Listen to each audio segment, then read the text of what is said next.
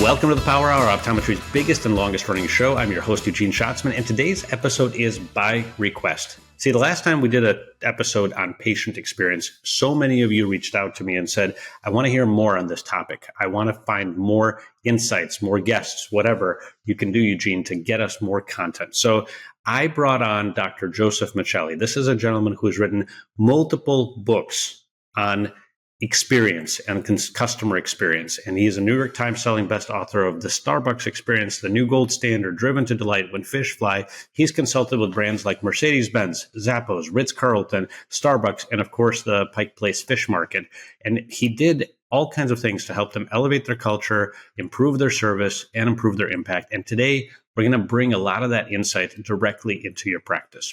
So I'm going to give you some examples of what we talk about. For example, we talk about the idea that every business starts with a feeling and how getting your entire team aligned, the emotional outcome that you want your patients to walk away with might be the single biggest competitive advantage that we maybe not even looking at today. We also talk about cultural rituals. Like I was fascinated to learn about the 10-minute daily lineup that Ritz-Carlton does and how they bake service excellence into the DNA of every single team member. Like coachability. We talk about wow stories. We talk about hiring for values and even how like some companies repossess a car with empathy. Joseph also introduces me to the concept of the way that we serve or the way we serve statements, and how defining these types of statements across your patient journey can actually make every interaction, every handoff, every conversation, every touch point more consistent and more memorable for patients. We then talk about how you can take a look at your practice's defining moments across your entire patient journey. And then with the smallest tweaks possible, you can create stories that your patients actually will want to share. I think you're really going to enjoy this episode. I think if you're tired of good enough culture and want your team to truly just desire to deliver a better experience, this is definitely an episode you're probably going to want to play at 1x. Before we jump in, quick reminder, make sure that you're subscribed on YouTube, Spotify, and Apple Podcasts, or wherever you get your shows. And if you have questions, want to suggest an episode, or just want to connect, head to eugeneschatzman.com or visit the Power Hour website. And now, let's go to the show. Welcome to the Power Hour. With me is Joseph Michelli. I am just so excited to have you on the show. You are a powerhouse of knowledge, and I mean the number of books you've written and the A+ brands that you've worked with are just such an impressive opportunity for our listeners to learn from you. Joseph, welcome to the show. I'll grant you that I've been blessed with great companies to work for. I'm not sure if I'm a powerhouse of knowledge. I guess we'll determine if that's true or not here in the next minutes. Thanks, Eugene. Pleasure to be here. It's exciting to have you jump in and maybe like even just start from a place of helping the audience get to know you a little bit, so they understand the context and they can really understand where we're coming from when we start talking about practical things we can do in your practice. Help people understand your background, your experience, and really how all of this started for you. Well, my mom and dad used to say, you're not put on this earth to be served, you're put on this earth to serve people. So I think that was kind of the substrate by which everything else landed, right? I went to University of Southern California, got a PhD in clinical and organizational psychology, came out, did the clinical psychology practice, had my own private practice. So I ran my own independent business in the healthcare space. And in addition to that, I worked for a hospital system as an organizational development specialist. And it was in the context of that experience that I really got into what it meant to deliver great patient experiences at scale. Prior to that, I'd done consulting in graduate school for companies like the Pike Fish Market. Long story short, I kind of took the blend of the experiences in healthcare with things that I had learned before and started applying it. And the success of the Pike Fish Market then led me into lots of other places over the and maybe zoom in a little bit, Joseph, on this whole Pike Fish Market, because I think it's such a cool origin story that I know a little bit about, and just like give people the real feel of what it was like to be there and consult them and why and how they built their success. Well, it's a lot different than the way it looks today. If you were to go to Seattle, there's like energy and vibrance, and it's a wonderful thing. When I first got called in graduate school, the owner of the market, Johnny Yokoyama, was floundering quite literally and figuratively. They were fourth in the market out of 4 fish markets within the geographic area. It's a 1,400 square foot retail space, so it's tiny. But they were getting their heads just kicked in, and largely because he had the same fish as everybody else and he had a worse experience. They were very underwhelming when you came up to the fish market. And over time, he tried to remedy that by getting a supply chain advantage. So he started buying fish wholesale from the fishing boats in Elliott Bay and giving them to himself first and giving the lesser fish to other people in terms of the supply chain. But that didn't work for him. He didn't have any retail knowledge. He didn't have any wholesale knowledge. So he was in deep trouble and underwater, literally, in terms of his financial position. So it was under those circumstances that he reached out for help. And since he had no money, the graduate student got it, not a professor. And quite literally just went up there and we started to look at what could we do to make this a more enjoyable place for people to come and buy fish. Because dead fish sitting on a ice show is not something that most people get all that excited about. So if you're selling a fish morgue, you got to put some life to it. And we literally looked at how we could do that. And in the simplest terms, we thought about what do we want everyone to feel when they interact with the fishmongers. That was our starting place. And I think it's a good business tip, no matter what you're doing, certainly optometry. What do you want every single person who steps into your building or who has contact with you on your website or who calls you on the phone? What do you want them to feel as a result of that interaction? We know what we want them to have happen, right? We can do a checklist operationally of all the things that we want to make sure we got the right information, the right billing information. We perform the exam this way. But what do we want them to feel as a result of their time with us? And that's what we focused on at the Pike Place Market. We got that dialed in we wanted them to feel as if they were world famous. And once we treated everyone who came near us like they were world famous, like they were celebrities, that it was really amazing how much people told other people about their celebrity experience at the Pike Place Fish Market, where they caught a fish or they threw a fish. And the next thing we knew, it really had become a viral sensation.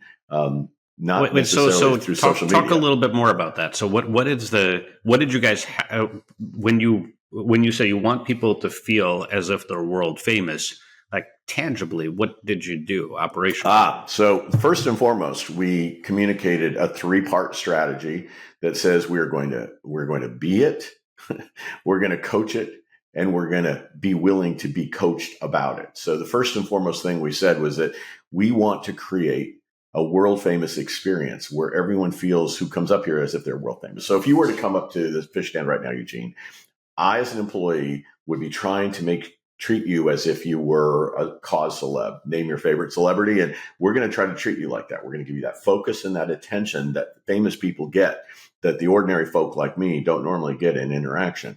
And whatever that means, we're going to focus our attention. If you say, boy, I'd really love to catch one of those fish, we'd say, yes, and we'll do that. And we have one fish that we throw all day long, to be quite honest with you. And if we drop it, we give it to charity. So it's fish and loads, if you will, into the community. But so literally, we teach our people that our job is to be world famous Pike Place fish. It's a very Eastern concept that they use. Not just do it, but to be it. To be in the fullness of celebrating your celebrity, and whatever that means. We just need to be present with it. And so we do that. And then if I were trying to do that with you, and a coworker saw that I wasn't, they might come up to me and say, "Can I coach you now? I'm just wondering if you might have thought to do this with Eugene or that with Eugene." And lo and behold, it really created a culture of coachability and a primary driving focus. And we didn't tell them how. We didn't say, okay, this is what it means to help Eugene feel like he's world famous. I think most of us know in a real clear sense of when it is we're treating somebody like they're a celebrity and when we're treating them like they're trash. And so we're just trying to help people get in touch with that capacity we have to elevate an experience for someone or take them into a lower level. And we just stay very vigilant to each other, coach it, celebrate it.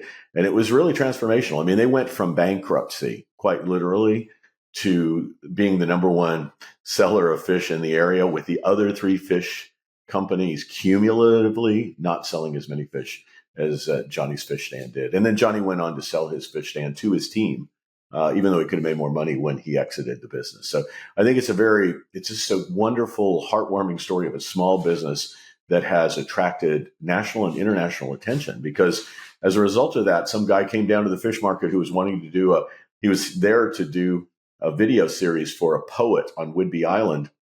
And he had such an amazing experience.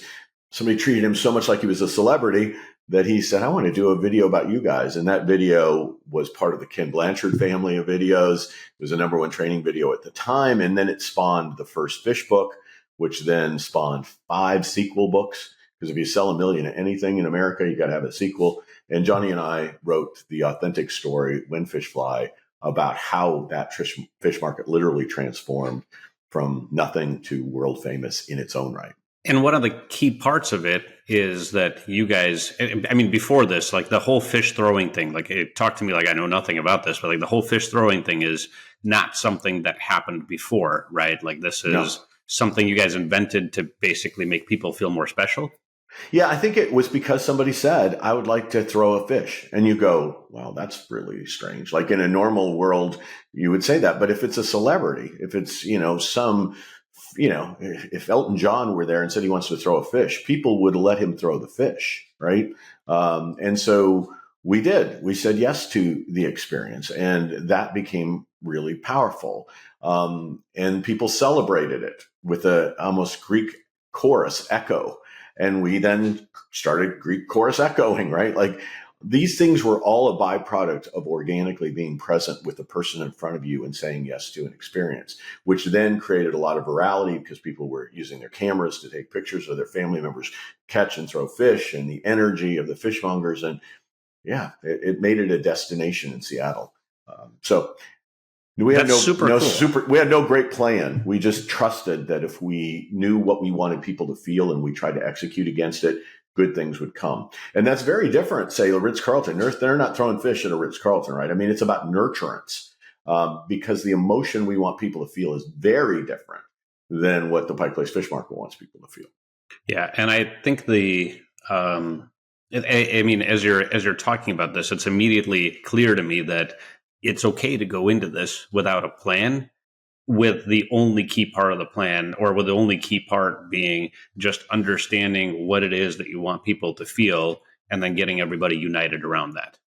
Yeah. And once you have that, sometimes it's not even just a people thing. It can be your process design, like your overall experience design. The aesthetic elements should be related to what you want people to feel. If it's a joyful, energetic thing, your building should have joy and energy. If it's soft and warm and nurturing, it's going to be kind of more cozy in its feel. I had a dentist office I consulted for where their one focus was, we want to have people feel really at home and very nurtured here, to kind of take away any of the sterile anxiety of dentistry.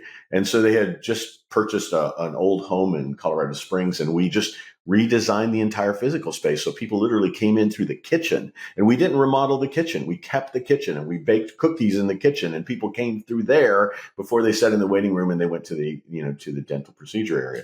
Now, and my point isn't, it's all about people. It's about the way you want people to feel when they come in, and then all elements, the aesthetic, the human, the processes, they should all really be trying to drive that emotional state, because why people come back is not what happens in the frontal lobes. It's what happens in the limbic system, right? So if we can create an emotional resonant experience, it is positively memorable for people. If it's just satisfying in the frontal lobes, you're a coupon away from a competitor taking your patient from you. Yeah, and I want to dig into this a little bit, because I think I'm curious, and pick Ritz-Carlton, pick Starbucks, but talk a little bit about how they did this and what their transformations were like and what tools they used to try to make sure that everybody was unified around making people feel a certain way. Perfect. So let's talk about Ritz-Carlton. Now, Ritz-Carlton has 2 episodes in history. It's the old Cesar Ritz episode, and then there's the modern day Ritz-Carlton Hotel Company. And Cesar Ritz was an old world hotelier who said the customer is always right. I mean, he's the guy who's quoted saying that. But the hotel chain that we know today was founded by a guy by the name of Horst Schulze. And Horst is a mentor of mine, and I love the man immensely. But Horst, when he was going to hotel school in Germany, years and years ago, at age 13, left his village to go to a high-end hotel. It means the artisan trade, right? He literally went to a hotel and started from the bottom, lived there at the hotel, went to hotel school to get an educational background along with his training in the artistry of being a hotelier. And literally, when he was asked for an English assignment or a writing assignment about, who did he aspire to be? He talked about this maitre d', and he titled the paper, "We are ladies and gentlemen serving ladies and gentlemen." And the premise of this was that he saw this service professional be the person that all these elegant ladies and gentlemen in the dining hall wanted to come to their table. And he realized this maitre d' had come from abject poverty, much like he had, but had refined the art of service and could speak multiple language and had spot polished shoes. And so ultimately he wrote this paper about we elevate our social status by serving well. That was kind of like the premise. So over the course of time, when he now is in a position, having come from the Hyatt to start this new hotel chain, leveraging the Ritz-Carlton brand, Cesar Ritz's brand, he focused on how do we communicate that to everyone. We need to elevate our service standards. And in the process of doing so, we become elevated in the interaction. So he literally crafted it. It's the motto of the Ritz-Carlton Hotel Company. That, along with a variety of other core gold standards of what they wanted people to have, he created and put on what's called a Credo card. And I'm holding one up for you right now. The Credo card is literally a part of the uniform of every lady or gentleman. That's what we refer to the team at the Ritz-Carlton. It is a part of their uniform. I was in the Naples Ritz-Carlton yesterday, and I asked for their Credo card, and they have to give it to you. So if you visit a Ritz-Carlton and you ask for the Credo card, they will have to give it to you. So you'll have the actual tool that they use. This Credo card is used every day. It's referred to. It's part of the uniform. So as soon as I asked for it and they gave it to me, that lady or gentleman had to go to HR and get another one because their uniform was incomplete upon handing it to me. The point is, this card is the hymnal that is sung every single day at a Ritz-Carlton, and they're going to focus on one of the elements on one of the panels. It might very well be a service, standard of the 12 service standards that are there. It might be the Credo, which I referenced, or the motto, "We are ladies and gentlemen serving ladies and gentlemen." Every single day, they're going to talk about some element that's on this card. And the point of that is that there's what service looks like. If you live those service values, if you aspire to be a lady or gentleman serving ladies and gentlemen, if you try to create the emotional outcome that is reflected in the Credo, I can go over that if you want, but if please. You're trying to create that emotion, then you're talking about it every single day. So the Credo, I won't go into the full, it says the Ritz-Carlton, a place where genuine care and comfort of our guests is our highest mission. I'll skip a paragraph, but it goes to basically say the Ritz-Carlton experience enlivens the senses. So we're in a business of emotionally activating your senses. That means we better have a great Ritz-Carlton smell. There's a certain scent that they are corporatized. And we should also have visually beautiful things that stimulate and instill incite your senses. It should instill well-being. So this should really say you're okay. You're safe here. You're at peace and at rest. And the final thing is we should fulfill even the unexpressed wishes and needs of our guests. So we should be looking at not just fulfillment in a transactional sense, but we should be looking at how do I anticipate needs to make you go, wow, how did they know that I wanted that? I didn't even know that I wanted that, or way to think about my needs when I wasn't even saying it. So that's the magic of a wow experience. So suffice it to say, this is a practical tool, and they talk about it every day at lineup. 10 minutes every day is going over something on this, including wow stories that are a reflection of having executed against these service standards. And when you talk about what they go over, I think that's such an interesting point, is that this seems to be the most important thing in their business, right? Are they also in that same meeting? Are they going over metrics? Are they going over whatever? And how much time are they spending? And again, if everybody's got this thing and it's mostly memorized, or probably 100% memorized, what could they possibly be saying, Joseph, that's different yesterday than it is today? So they have I'm giving you behind the curtain look at this, right? So they have this commitment to excellence sheet that's sent to every hotel. It has wow stories that have been captured by corporate, that have been fed up to corporate so that everybody's getting the same wow story once a week. Plus you have your local wow stories that every general manager has to be able to provide every week. So they're constantly trolling for these wow stories. So they start these meetings with that. They have inspirational quotes in there as well. So that's all part of the context of the day. But they'll ask, I don't care how many times you said, what is, service value number 12, which relates to creating an environment of uncompromising cleanliness. Yes, we do. Those who have experienced it have it internalized, right? But what does that mean to you? What does that mean to you, Eugene, to live that service value of, creating an environment of uncompromising cleanliness and safety?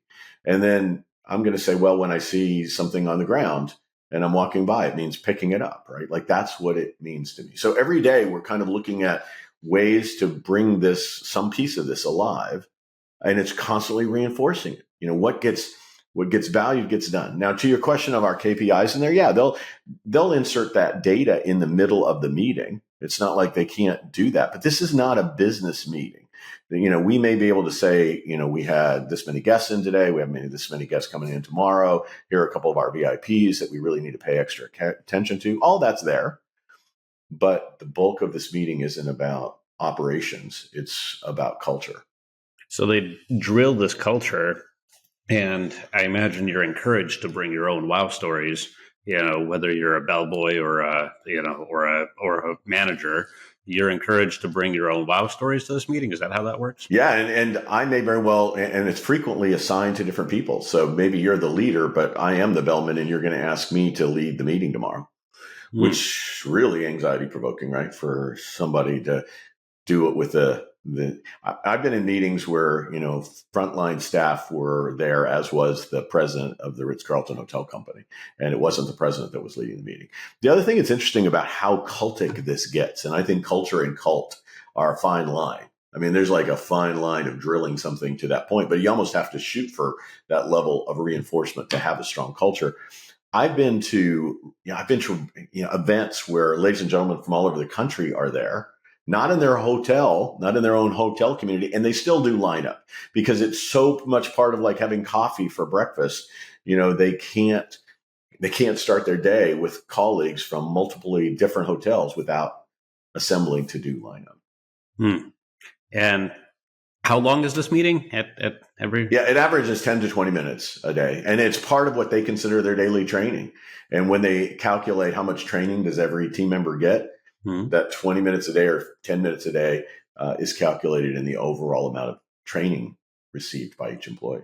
Interesting. So, I mean, we're getting to the point of, okay, so we know how we want to make people feel. I'm just summarizing some of the concepts you're talking about, and then really creating some level of consistency with the way that every member of your team gets to view the steps, essentially, and review and analyze the steps that are going to get you to make people feeling that way as well. And I think the big thing right now, if I were listening, would be, okay, why in the world would you spend this much time droning on and on about your service behaviors and talking about ladies and gentlemen, serving ladies and gentlemen, or instilling well-being? I mean, this is ridiculous. I got to run a practice, right? And I think that's a totally fair consideration, right? Because that's a lot of staff time to just be potentially navel gazing, right? But here's where I would at least make a business case for it. First, Ritz-Carlton has continued to grow and excel. And between the Ritz-Carlton and the Four Seasons, you really do have the luxury brand tier. Now, there are ultra luxury hotels. These two are not the most elegant hotel you could ever go to, but in that luxury space, they have continued to command 1 and 2. They continue to drive net promoter scores that are in the 90 plus range. Net promoter scores are predictive of repeat business. They're not predictive of referrals. So, the net promoter score basically is how likely are you to recommend, my practice to your family and friends. And if you get a 9 or 10, they're considered a promoter. If you get under 6, they're considered a detractor. In the 7s and 8s or passive, they're on the fence. And so if you have a lot of promoters, not many detractors, very few on the fence. You have a super high net promoter. You can literally have 100 net promoter score. It's not a percentage. So you'd have a net promoter score of 100. Or you can have a minus 100 if everybody hates you and you have no passes and no nines or tens. So when you're talking about 90% of people giving you a 9 or 10 and very few people passive or detracting, that's a pretty remarkable thing. It doesn't necessarily mean they're going to literally go out and recommend you. It does mean they're highly likely to return. Yeah, totally agree. Now, interestingly, and I try to think about this, I think oftentimes in practice, whether we have 5 people working in a practice or 50, I think consistency amongst employees is something that you get that's difficult to accomplish. You have people who have been here for 10 years and they're kind of the local champion of, specific things. They're the subject matter expert in certain things. And then you have people who've been here for 5 days and, you've got, and they're just trying to soak up and learn. You mentioned, and it stuck with me, this whole concept of cult versus culture, and culture as a point of as a point of success in order to make this happen. Give me a little bit more insight onto how larger companies make this happen and how they develop a consistent culture. Well, first, I'm talking hopefully about pro-social cult and not all the key elements of cult like you can't leave. But I do think the reinforcing qualities that make somebody cultic and in a culture are very similar. And what I mean by that is a constant repeating of our mission, our vision, our values, and the behaviors that support the values and the behaviors that ultimately cascade up to the mission. I think unless you're saying that, and also helping people see line of sight as to, do they really want to be party to this mission? Is this mission something that excites them? And is it aligned with their own personal mission, their own sense of what they want to have accomplished in their lifetime, looking back on their career? The more you're able to help people see that, the better off. So to your point, how do they do it, right? So I think you have to give time and space to it. You can't just put it on a wall and assume that people get it. I think it's the kind of thing that companies like Zappos, who I've worked with for a long time, start way before you ever get there. So if I were going to hire on at Zappos, the first thing they would do is ask me to send a video along with my CV or my resume. And that video is being evaluated before they look at my resume to see if it's a likely culture fit. So what is the culture of Zappos? Well, among their many values is they're a little weird, right? Like that is a full-on value. So if you're not a little weird in your video, we're going to move you off. If you are so buttoned up and straight-laced and intense in the way you present on your video, we're like, thank you so much. You'll be better off somewhere else, not with Zappos. You're not going to like it here, and you're going to kind of be a drag on what we're trying to create by way of our culture. So it starts there. Assuming we evaluate you as a little weird, now we're going to look for, in our interview process, whether you meet other values. So if you were to fly into Las Vegas and we brought you over to downtown for the headquarters, the person who drives that shuttle bus while you're being taken to the interview is going to be making some determinations. Are you humble? Because that's a value. Or are you all about yourself in that shuttle bus? You might hit the interview and you're like super humble looking because you've read the values. But when you're not thinking you're being observed for the purpose of employment, that shuttle bus driver is giving input on whether or not you're a culture fit or not, right? So we're constantly looking for ways to preload this and then we're going to talk to you about your values. As soon as you're in the interview, we're going to ask you about how do you manifest these values in your real life? Give me an example of where you compromised a value related to this. Really difficult behavioral interviewing questions. And then once you get on the job, we're going to spend 4 or 6 weeks on values, all part of your training. And then we're also going to ask you to do a collective team event with your new hires that help elevate one of these values at Zappos. And then, one last thing, if at the end of the value inculcation, we say to you, tell you what, I will give you, and this varies based on market conditions, but I'll give you $3,000 to not start working here if you don't think there's a value fit. Take the money, bridge yourself to your next employment. We would rather invest that money now in helping you go there than have you contaminate our culture. So here's your chance. Take the money and run, or own these values. You've been forewarned, right? Now, that's pretty crazy, right? And occasionally someone will. The only consequence we say is that you'll never be able to hire back into Zappos, but we won't give any prejudice to you in your future, references. You can use this as a reference for your self-awareness. But other than that, here's your money and go. Not many people do, but here's the point. When you've done that, you've pretty much signaled culture matters a heck of a lot to us. Mm-hmm. You better be aligned. Well, and when I think about values, and again, I'm trying to translate this from into the vantage point of a typical practice.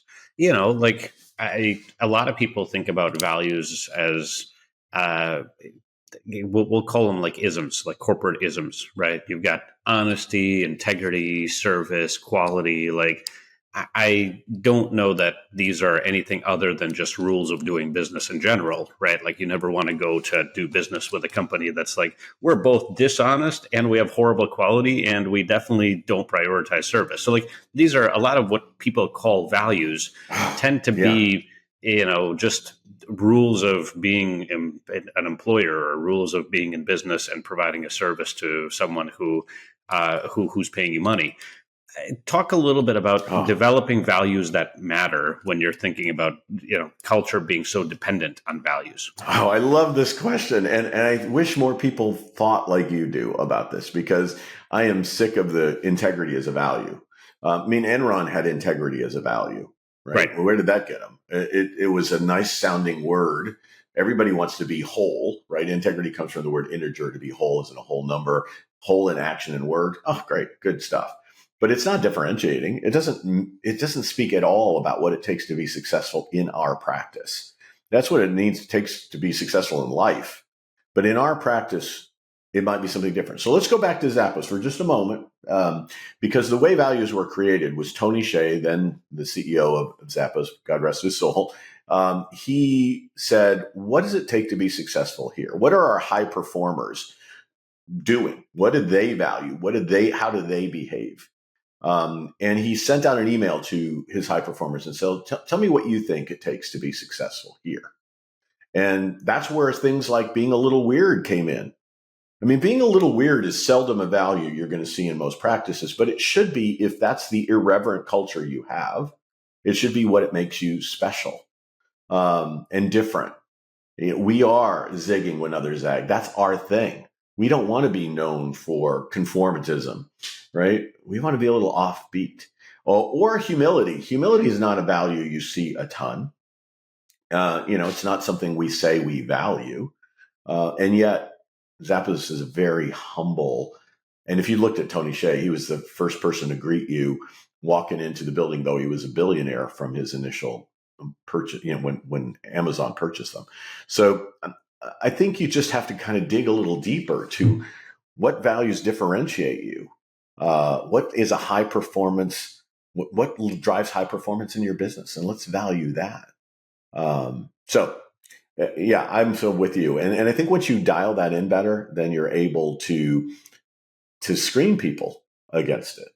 Yeah. If it doesn't help you know whether somebody should be or shouldn't be with you, then it's not a worthwhile value for your business. Yeah, the exercise we went through in our organization, and I've recommended this to a couple of people, is that it's very similar to what you just said, Joseph, is that you take your top performers and, you kind of, in your mind, you say, who are the people I want to clone in this company? Like if I could just have more people like that, and then you start writing down on little sticky notes of like, what makes those people who they are? Right. And sometimes it's just like this relentless in our business. It's like, well, this relentless curiosity, like that person is like a fast learner and they're always curious and they're always asking questions. And we're like, okay, well we're going to maybe say it in 4 different ways about 4 different people. But that is one of the core things that makes us who we are if we're to be successful. And so, one of the things we start thinking about is, well, how do we interview for curiosity? Because it's kind of, and the obvious one is, okay, well, if they don't ask any questions at the end of the interview, then or if their questions are pointed at, like, so what are the benefits like? That's not necessarily curiosity. Yeah. So self-serving curiosity. right. Very, very self-serving curiosity. But there's lots of different ways you can build in for something like that. So, I love this discussion of culture. I want to go back to the thing you started with, which is the making people feel a certain way. Yeah. Let's think about, and we're going to start translating this down to the eye care space, but I still want to hear a few more stories, from out in the field as you've worked with these super impressive organizations. Like, how do they figure out how they want people to feel? And then just start trying to figure out what they're going to do to make them feel that way. Right. So I call it a way we serve statement. I have that actually trademarked, though. I don't really use it all you want. I don't care. But it is a phrase that I think is really important. It's the way we serve. And so what is it? And if you think sometimes one of the greatest places to start, if you've done your values work well, or you really have a clear mission, and then you said, okay, if we achieve our mission, then what would people feel? Like if we executed what we said we're all about, how would people feel if we did that? So there's a certain natural derivative set of feelings. And at a Ritz-Carlton, if they execute their mission of, creating the well-being of the guests as the highest concern, people are going to feel fairly nurtured under that circumstance. If you're at Nike, if they execute their mission of dominance, people are going to feel like they've created a victory, or they've accomplished, or they've had success, and there'd be a certain pride that would come with executing. So we want people to feel proud, right? So a lot of it starts with trying to understand what is our mission and what's the likely derivative. And the feeling state is the inverse of living our values. Like, we may value curiosity, relentless curiosity, but if we did, then how would people feel? They would feel understood, potentially. They would feel, it could be that they would feel, as an innovator, some kind of sense of creative. They'd feel like they have had this positive creative experience. And again, some of this is, are we talking about the employer, or are we talking about the guest, right, in these things? So the employee might be creative to what end? Emotionally, for the guest. Like, what's that creativity going to do to leave a human being transformed? And that's how the work gets done. So it's not easy. It's not like you can just go, okay, well, if it's, widget A, then the feeling state should be, outcome Z. It doesn't work that way. You really have to kind of put some time into it. And what do you want to be known for as a leader? If you're the creator of a practice, at the end of your career and people look at you, how do you want to be thought of? Not just in your practical clinical skills and the outcomes you've generated for people clinically, but the way you cared for them. What words would you most like to hear your practice executed in the day-to-day care of your community? And I think that's where you can reverse engineer some of these things and then define it. And then, okay, if this is what we're trying to generate day in and day out, where are people, process, and technologies positioned to do that? And one last thing I would say about that is that you can't do it every single touch point, every single time, particularly long-term patient relationships.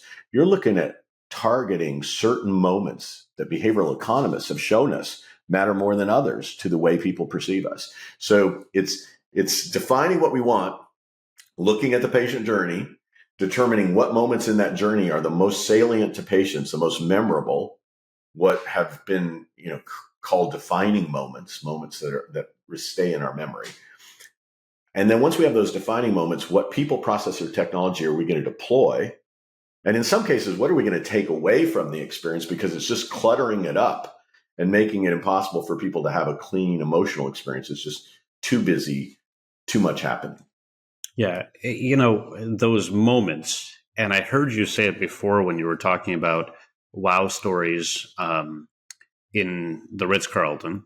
And I know that the concept of surprise and delight is a big one from your Starbucks book. My question is really kind of like define wow for me.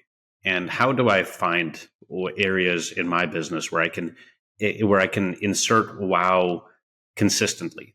And I'll actually premise this a little bit with this concept of, I've heard the Four Seasons stories. I've even told some of the Four Seasons stories from stage when I talk about customer experience because I'm so fascinated by it. But, telling the story of the guy finding, the bellboy who found the briefcase and then, and then personally flew the briefcase across the country so that the Washington delegate who had accidentally left that briefcase in the trunk of a car or something, or in the on the cart, didn't have to walk into a presentation without his notes. Like, that's a wow for sure, but that's not like a scalable wow when you're thinking about an eye care professional building their business. So tell me more about this concept of wow and surprise and delight, and how would you define it and how do you replicate it? Yeah, so I love that you make such a distinction between these heroic wows that are not scalable. They are fabulous. Like, I threw myself under a bus for my client. Well, you only get to do that once. Right. Like, you best try to last a little while in the service industry. So wow for me is kind of a relatable, shareable phenomena. And it typically has a couple of elements. It should be emotional. A wow is a reaction that says, whoa, it's more than just a thought. And it normally comes as a result of exceeding expectations. Now, expectations are interesting because there are two levels of expectations. There's kind of what we've been conditioned to expect in an industry and what we think should happen, like a moral expectation. So I'll give you an example in that when I fly in an airplane, I think there's certain things that should have happened in the way they treated me, but I've come to realize I'm not going to get that treatment. So I've dumbed down my moral sense of expectations to the kind of the lower equation. So there's these what ought to be and what is expectations. So if you exceed the what I've come to believe is the industry standard, then you normally win. And it doesn't take much to get over most of those bars. If you think about what is the most common run-of-the-mill thing that most people have come to expect in our industry, and I just tweak it a little bit, a little twist, I got, it's good. And then it normally needs to not be a super complex thing. If you do these grand staging things, it's hard for people even to describe it, to share with somebody else. So you want it to be exceeding expectations, emotional, and easily retold. Right? I want to be able to tell you about my experience quickly or tweet it quickly. That's a wow. If I can tell somebody about it pretty succinctly, show an image of it, and we all go, ew, who would have known somebody would have done that? Now you've executed. So that's the goal. And Len Berry, professor at Texas A&M, has really identified what it takes to get there. He has this Raider phenomena. It's worth looking at his standards of service excellence, but it's about being a little more responsive than most people are. Having this ability to have an acumen about something, a little bit more knowledgeable than most people are, right? And there's all these the tangibles are a little bit sweeter or cleaner, or there's just a little something about the texture or aesthetics of the thing make it. The reliability is a little greater than I've come to expect, right? The empathy seems to be deeper than what I've come to expect. So there are these dimensions that you can really look at and say, I can wow somebody by just being slightly more responsive, a little bit more knowledgeable. So anyway. Yeah, that's great. When we come back from the break, I'm going to talk to you a little bit about how we take some of these big concepts and translate them down to our day-to-day operations in the eye care world. Stay tuned, everybody. We'll be right back. Hi, this is Allie at the Power Practice. Every month when we talk to clients, staffing comes up as one of the biggest challenges. Finding the right people, avoiding costly hiring mistakes, and trying to build a team that actually sticks around. It can feel like an uphill battle, right? What if you could finally take the guesswork out of hiring? That's why we're so excited to bring you Hire Smart by Wonderlic and the Power Practice, a hiring solution designed specifically for eye care practices. Here's the game changer. Hire Smart doesn't just measure cognitive ability, problem-solving skills, and learning speed. It also gives you exclusive insights into a candidate's work style, adaptability, and even how they'll fit into your practice culture. Imagine making a confident, informed decision before you even make the hire. And the best part, we've made it affordable and easy to use so you can start building your dream team right away. If staffing has been stressing you out, it's time to turn things around. Visit thepowerpractice.com and click on Hire Smart to get started. Let's help you hire smarter and stress less. All right, we're back with Joseph Michelli, and I'm enjoying this conversation so much, and I feel like we probably could have this conversation for hours and hours, and I want to bring it home for the audience who's listening and saying, wow, there are these really cool concepts, right? We're talking about building a great culture in our organization. We're talking about wowing our patients. We're talking about creating a consistent experience and thinking about how it is that we want our patients to feel. Fantastic stuff, but like, let's try to get tactical. Like, what do I do tomorrow? What do I do differently tomorrow if I own an eye care practice and I want to start doing better at patient experience? Yeah, if I have a leadership team, I'm going to get them together and I'm going to say, what do we want every patient to feel every single time? I'm going to ask them individually to give me the answer to that before we define it. I'm going to walk around my building and ask, what are you trying to create by way of an emotion for every patient or person you interact with, colleague? What are you trying to do? And I'm just going to get a sense of how much true north there is there. Do we have 50 different norths going on in the building, all well-intentioned, but no really defining true north? And that's going to set me into a position. Do we need to define this for our people because they're all trying hard, but they just don't. They're all trying to create different emotional experiences as outcomes. Once I have that data, then I'm going to get together. We're going to try to align. We're going to claim something based on our mission vision. And then at that point, we're going to start talking about it. We're just going to talk about it. We're going to give examples of it. As leaders, we're going to catch people doing things right that execute that. And we're going to link it back to the delivery of the way we serve statement. Probably about 3 or 4 months in, I might do a quick little survey and just say, what is our way we serve statement? And wait. So hold on. The way we serve statement because you're already in under a minute, you already created a paradigm that we need to really dig into. So the way we serve statement, how long, how big, and is it just like I want a patient to feel really cared for, or is it some are really elegant. They're in metaphors. So the Ritz-Carlton, if I translate what they have on the card to what we really talk about, we want to create the home of a loving parent. That's the Ritz-Carlton. At Starbucks, we want to create the third place, the place between work and home. We want to create that place where people want to come when it's too formal to go to work and too informal. That's that emotional place of familiar but not ostentatious. So affordable luxury kind of place.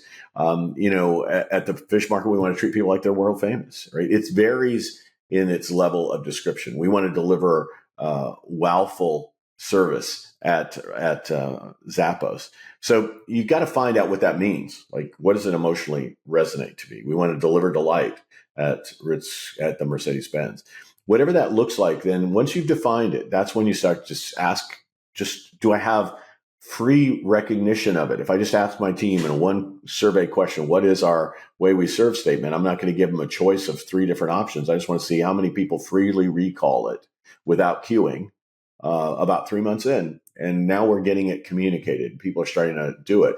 I'm going to spend a lot of time. Well, how do you make that come to life? Give me some examples of if you're trying to drive that and it's this kind of a patient under this kind of a need state in this phase of their journey, how do you try to bring that to life? If you're doing a billing call, I just did a meeting for a company that does auto financing. And so how do you execute your way we serve statement when you have to repossess a car? How do you leave people feeling with the sense of dignity that they want them to have, even when the person is not able to pay their loan on their car? Yeah, that's so you apply it to all the different cases. Yeah. I heard you say earlier, take your really define your patient journey every step of the way, and then identify what processes or steps you can take at different parts of the patient journey to deliver the wows. Yeah, right? Start with the phases of the journey. What would where is the discrete transitions of the phases where they've gone from prospect to patient, or, whatever it might be. They've been in the reception and now they're going into the treatment area. These phases, what are the triggers? And what can we do in that? Well, first off, let's look at all those touch points. Let's evaluate how positive or negative are those touch points. Let's remove some of the pain if we can. Let's celebrate the positives. These are all elements in behavioral economics research. And then let's also make sure those transitions go smoothly, because people when I'm feeling like, oh, I'm really being loved in the welcome, but now I'm going into the next phase. Are they still going to love me as I go into that? And now that I've seen the doc and I've had a really good experience, what's my experience going to be as I'm exiting the building? And will the people treat me as well, on the exit? And so it's really important, I think, to focus on arrivals, departures, transitions, peaks, valleys along the experience, and make sure that you're executing on the most high value moments against that emotional outcome, along with all the behavioral, the operational checklist stuff. Okay, so coach me. I'm going to give you the big picture, and then I'm going to kind of zoom in a little bit. But the patient experience in a typical eye care practice is the patient sets an appointment somehow, whether they call, and we'll just use call right now. They make a phone call. During that phone call, one way or another, they maneuver to setting an appointment. Likely there's a confirmation call before they actually walk in the door, or there's some sort of confirmation text or something. Then they walk in the door, they interact with the staff in some capacity. Maybe they fill out some paperwork, or maybe they fill out some paperwork at home, and then at some point after they've been in the office for some period of time, somebody takes them back and does what we'll call pre-testing, some number of tests that are different by practice, but some number of tests that are going to happen. Some of those tests they have to pay money for, cash, right? So I'm now being told that, by the way, this isn't included in your eye exam. It's $39 extra to go to get this photo of your eye. And then it's usually a tech person who picks up the position is called a tech. They pick them up at the front desk. They cart them through they navigate them through the pre-testing area and the pre-testing the pre-testing experience, and then they drop them off at the exam room where the doctor is going to later walk in and use the phoropter and say one or two, which one's better, one or two, and talk about some of the results from the imaging and from the pre-testing. And so then I sit there. If I'm a patient, I sit there. I wait for the doctor. The doctor walks in. There's a conversation. There's an experience with the doctor. Those tend to vary, but usually there's some combination of reviewing results, talking about lifestyle, talking about things that the patient's trying to accomplish, and then some recommendations from the doctor. And then assuming, again, that I'm going through a well visit where a patient is determined to, that they have a prescription, they need to buy glasses, then there is some sort of transition between the doctor and a staff member in the optical department, and that optical department and then that person in the optical department helps the patient shop for glasses. And then there's probably a checkout process. And then I leave. And then I get notified that my glasses are in. And then I come back and I pick up my glasses. And hopefully I've set an appointment for the next year, or the practice will contact me again a year later to get me in for the next exam. So I just gave you like the patient journey in a minute and a half. Coach me as to which rocks should I be looking under, Joseph, with your lens of masterful experience in this particular area. Which rock should I lift up and check under first, and to see if I'm really delivering on what I should be trying to deliver on? I would start with just the first moment in every one of those interactions. Like whenever there's a transition change, that first moment, owning that moment with whatever your emotion is. Maybe it's fun. Like it's a fun moment, or maybe it's nurturance, or maybe it's you have made the right decision because we're uber competent. Like we are the most expert of it all. So it has a gravitas quality to every interaction. So every one of those should, bam, you got to the website. It should look like this is gravitas, or this should look fun, or this should look like we're super here to nurture you. We're going to take care of you in a gentle, warm, nurturing way. It should be on your website. It should be the way the voice responds to you when you call. It should be when you walk in the door, the way you're received. It should be when that person is going to grab you and take you back. That should be it. When you're handed off to the next person, whoever it is in this chain, should be thinking about it. When you're doing the exam, that should be the arrival moment. As soon as you walk in the room, you should be trying to execute it. Everybody in the organization is saying, bam, this is fun. Bam, this is so, we are gentle and kindly and here in a soft kind of way for you. Or boy, you are smart. You chose us. Let me show you. Bam, every time. And I think if you look at most practices, you have lots of that. But there are people who are letting that experience down. They're just doing their job transactionally. They're just putting you there. It's been done. How many patients today? I mean, it takes incredible effort to reset for the next patient walking in and deliver that experience that the last patient got. And it's even harder if the last patient was a pain in the rear, right? Like now suddenly I have to overcome the negative juju from that human being and recycle myself and say, it's not their fault. This person deserves their interaction today to be top flight, on brand, delivering against the emotional outcome we want to give them. Mm-hmm. So how do you, and obviously the enemy of that, of being able to do that, is exactly what you said, is kind of like this mediocrity and just sort of, I guess, convergence to the mean. When you think about, okay, like I'm doing okay, I'm delivering an experience, but that experience, like I'm not mean to the patients, but it's my 14th patient today, and I gotta take through the pre-testing lane. How do you are there any tricks or suggestions that you have to keep that person motivated throughout the day? Yeah, if it were you that was the 14th patient in some other setting, that would be okay. I mean, it's really okay then to go to mediocrity and the mean, because you're just mediocre and you're the mean then, right? You're the recipient of the mediocrity and the mean. And that's perfectly okay for your mom. It's cool. It's perfect. No biggie. It's fine. It's acceptable. Fine. Fine is a death knell to a long-term successful business. And I think as a leader, we have to lead there. If we run these organizations, we've got to gear up for that 14th patient in a way that says to everybody else who sees us interacting with it, it's not okay to give less to 14 than it was to number one. Mm-hmm. And I really think mediocrity has been accepted as a service experience delivery in our country so long that people come in our door thinking that's all we're going to expect of them. And they don't feel all that great at the end of the day. They feel burnt out and tired and numbing themselves. I think when you really give yourself to people, you get so much back. Oh, yes, there are days when it's terrible. But for the most part, I feel like I've spent myself in a purposeful connection to other human beings to make their lives better, not just through my skills in eye science and eye medicine. No, it's in the pure commitment to the well-being of another human being. And through that, I can really sleep well at night. And I get excited about the prospect of who I get to serve the next day, including Eugene today.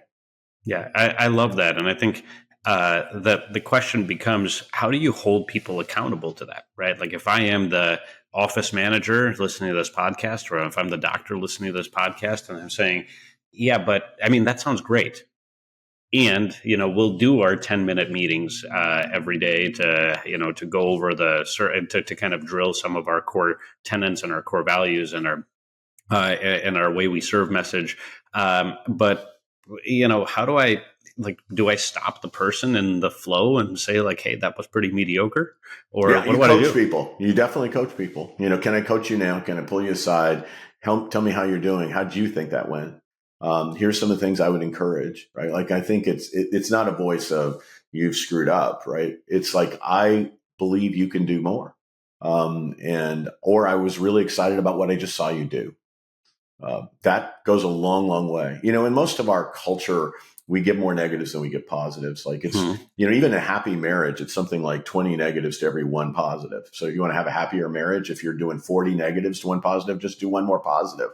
And you'll get your ratio right. Mm-hmm. It's just adding a little bit more of celebrating people when they get it right does a whole bunch. So it's not always coaching people on the, boy, you seem kind of apathetic today. No, I really heard a lilt in your voice. I heard you really communicating with that person in a way they matter. I'm excited about that. You keep that going. I imagine you're going to do that in the next patient and the next one.